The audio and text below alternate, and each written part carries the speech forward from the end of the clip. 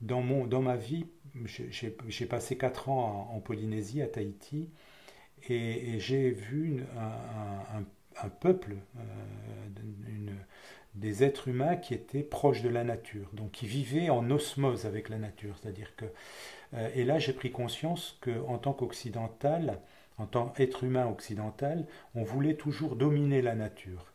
Et la nature est plus forte que nous. Alors pourquoi je dis ça? J'ai eu à vivre notamment une alerte cyclonique avec un cyclone qui est passé pas près, mais toute la mise en œuvre du cyclone. Et donc j'ai vu là une population qui dans des dans un cadre de vie très, très sommaire, avec prenez toutes les précautions pour se mettre à l'abri, et savez que de toute façon, après, il n'était jamais en colère contre la nature parce qu'il savait que finalement, c'était normal. Voilà. Donc c'était pas eux qui. Et là, j'ai pris conscience qu'effectivement, on devait vivre avec la nature. Par exemple, un spectacle, pour eux, une pluie, la plupart des spectacles se font en plein air. Une pluie qui démarre un spectacle, ici on considérait que c'est une catastrophe, parce que pourquoi il a plu, pourquoi c'est pas bon. Eux, en fait, non. C'est une bénédiction du ciel, c'est-à-dire que voilà. Et après, ils ont été bénis. Et alors peut-être qu'aussi, ils savent qu'une heure après, il va faire beau, qu'ils vont sécher et qu'ils vont pouvoir revoir le soleil. Mais pour moi, c'est important, c'est-à-dire que on est dans la nature, c'est des hommes de la mer, donc ils vont sur la mer, mais ils savent qu'eux aussi ils peuvent mourir. Et là encore, leur réaction à la mort m'a étonné. On a eu dans une expérience où on a eu trois enfants suite à une, comment, une tempête tropicale, un épisode tropical qui a occasionné beaucoup de pluie, qui s'amusaient dans des caniveaux et qui ont été noyés. Et la relation on aurait été détruits, je pense qu'ils ont été certainement détruits, mais leur relation à la mort, pour eux, c'est un passage, ils sont dedans, ça fait partie, j'allais dire, ça fait partie inhérente de la vie, c'est-à-dire qu'on la voit différemment. Et donc là encore, l'être humain, il doit être il doit pas essayer de dominer la nature, il doit être dans la nature et essayer de vivre au maximum en osmose. C'est pas facile. Et je crois que après de l'autre côté, on est grand donneur de leçons, c'est-à-dire que en termes écologiques, on va contester que les pays, j'allais dire, dits sous-développés, alors là aussi c'est un jugement de valeur, ne font pas tout ce qu'il faudrait,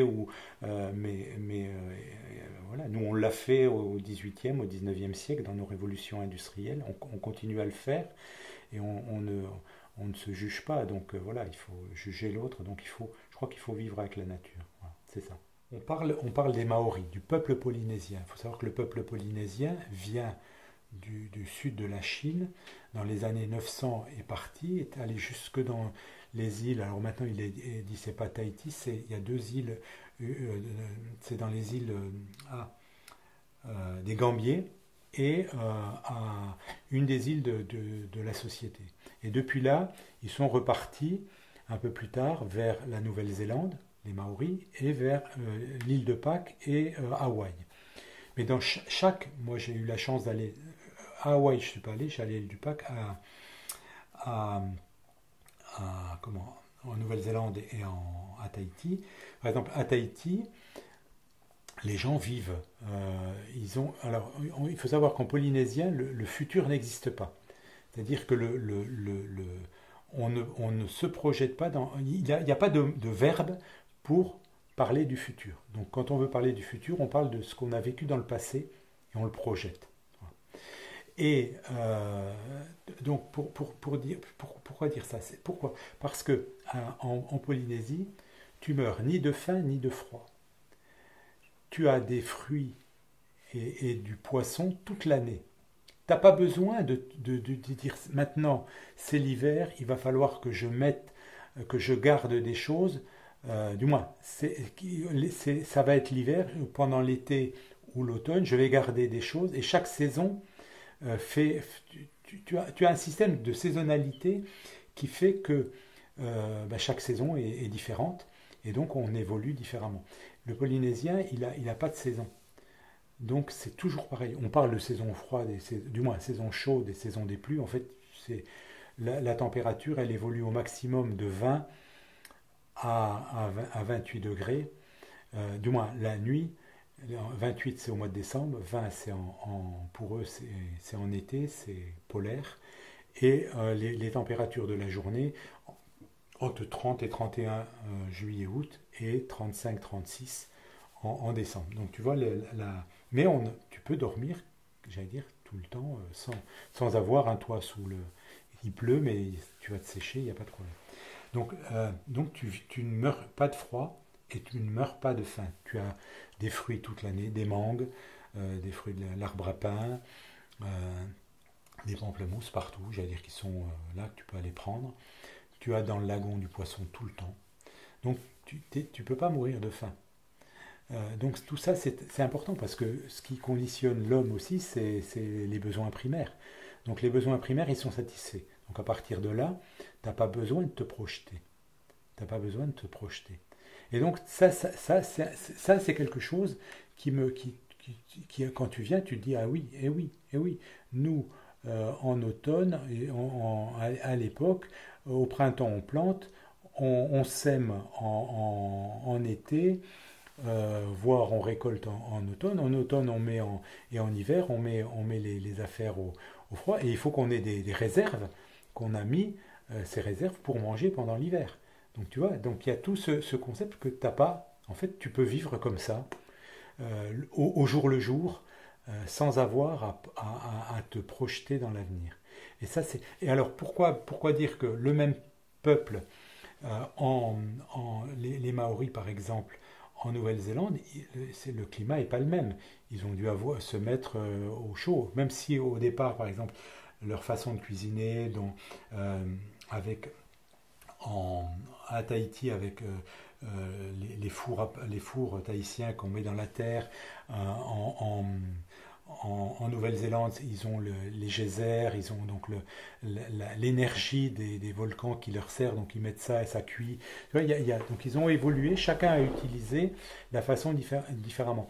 Et par exemple, à l'île de Pâques, moi je trouve, même si c'est le même peuple, qu'un peuple qui est complètement différent, qui a vécu une vie complètement différente, dans une île qui était très dure, avec le principe, bon, j'allais dire, des Moai qui est en train d'évoluer avec les nouvelles, ce qu'on trouve là-dessus. Mais tu vois, je pense que on n'a pas, chaque peuple, en fonction du lieu où il fait, il évolue. Donc nous aussi, on a évolué, et on évoluera encore. Voilà. Donc on fait. Mais c'est vrai que le fait de connaître et d'aller voir les gens comment ils travaillent, tu évolues. Quand je suis arrivé, j'ai voulu apprendre le tahitien. Je ne l'ai pas appris, j'ai fait une dizaine d'heures de cours. J'ai essayé de comprendre. Là, pour une fois, j'ai essayé d'acheter un bouquin de langue. Alors les Tahitiens, ça leur faisait bien rire parce que c'est une langue parlée. Et quand on lit le seul bouquin qui existe, il parle de structure de la langue, il le compare aux langues indo-européennes en indiquant qu'il n'y a aucun lien. Mais c'est vrai que je pense que par la langue, on arrive à comprendre le mode de fonctionnement des gens. Donc voilà. Et donc, par là même, on essaie de s'adapter. Forcément, on s'adapte au climat, on essaie de s'adapter. Donc, je pense qu'on est en permanence en adaptation. En tout cas, je le conçois, je le vois comme ça. Au-delà du cliché, parce que c'est superbe, du cliché du climat et de tout ce qu'on peut voir autour, parce que bon, j'en ai profité aussi, j'ai vu des choses magnifiques, mais c'est la relation humaine, la qualité humaine. Savoir qu'en fait, on n'est pas seul au monde, que notre société occidentale, qui se gargarise avec, j'allais dire, sa culture à la fois judéo-chrétienne, son long passé, peut-être qui vient du bassin méditerranéen, et savoir que d'autres cultures ont aussi une histoire une vie différente, une façon d'appréhender les choses différentes, et que c'est des choses complètement différentes. Et donc là, tu fais ton métier, en fait le même métier, mais différemment, parce que forcément les gens qui sont différents. Tu vois, un exemple, les Polynésiens sont au volant, ils sont à la fois fabuleux et ils sont quelquefois dangereux parce qu'ils vont circuler, ils sont no stress comme on dirait maintenant. Ils sont capables de s'arrêter si tu as un stop pour te laisser passer alors qu'eux ont la priorité. Donc si tu es derrière, il faut faire gaffe parce que toi tu vas croire que tu vas passer et tu risques de... Alors au début c'est marrant parce que tu vas tout doucement et tu avances à leur rythme. C'est une société qui avance à un autre rythme que la nôtre. Donc forcément, donc mais en fait ça t'oblige toi à freiner. Et donc du coup c'est pas mal. Ben, là aussi tu t'adaptes. Tu t'adaptes. En Polynésie, un peu comme les... En Polynésie, ils ont deux choses, en fait, qu'on n'a plus dans notre société. C'est-à-dire, on veille plus les morts, ou on les veille, ils sont dans des funérariums. En Polynésie, ils ont encore le mort qui veille à la maison. Et le mort, ils ne ferment le cercueil qu'au moment où ils vont le mettre en terre. Bon. Et donc, même à l'église, le mort, un peu à la façon américaine, le cercueil est ouvert. Et les Polynésiens, quand ils vont vers ils parlent comme s'il était là, comme s'il était encore présent. En fait, pour eux, il est là. La personne, le mort est là, et ils parlent avec lui. Quand je suis arrivé à Tahiti, il est par convention, j'allais dire, et aussi par habitude, d'aller accueillir celui qui arrive, que ce soit un chef de service, une autorité, un préfet, un commissaire, un directeur à l'aéroport lors de son arrivée. Généralement, on arrive tôt le matin. Et quand je suis arrivé, j'ai eu le service minimum. C'est-à-dire, j'ai eu mes proches collaborateurs, donc c'était 4-5 personnes. Et en fait, j'ai su après pourquoi, parce que mon prédécesseur, bon, pas forcément laissé une grande empreinte, et au niveau notamment de cette relation, et les Polynésiens sont très à la fois tactiles, ont besoin de cette reconnaissance. Et quand je suis parti de Tahiti 4 ans après, ça a duré 4 heures, j'ai eu plus de 300 personnes qui sont venues à mon pot de départ, pas à mon pot de départ, à mon départ à l'aéroport, avec des policiers en tenue qui chantaient, qui dansaient, une haie d'honneur, 30 kilos de colliers de coquillages autour du cou, des gens qui venaient dans l'aéroport qui ne me connaissaient même pas, mais qui me disaient parce que on vous met un collier à vous. Alors là, par contre, eux, ils ne distinguent pas. Mon épouse a la même chose. Ce qu'on me faisait à moi, on le faisait à mon épouse. Et on ne vous connaît pas, mais vous devez être quelqu'un de bien parce que vous avez, j'allais dire, en fait, la reconnaissance, elle était là. Tu vois, elle était présente. Et ça pour moi, c'était le plus important, tu vois. C'était pas de dire, voilà, donc c'était important parce que les gens avaient eu conscience que j'avais essayé de les comprendre. Là c'était vraiment le côté le plus important encore, du moins plus important. Il n'y a pas de plus important, mais on était face à des gens qui avaient une culture personnelle différente, qui avaient eu un passé différent, qui avaient un mode de fonctionnement différent.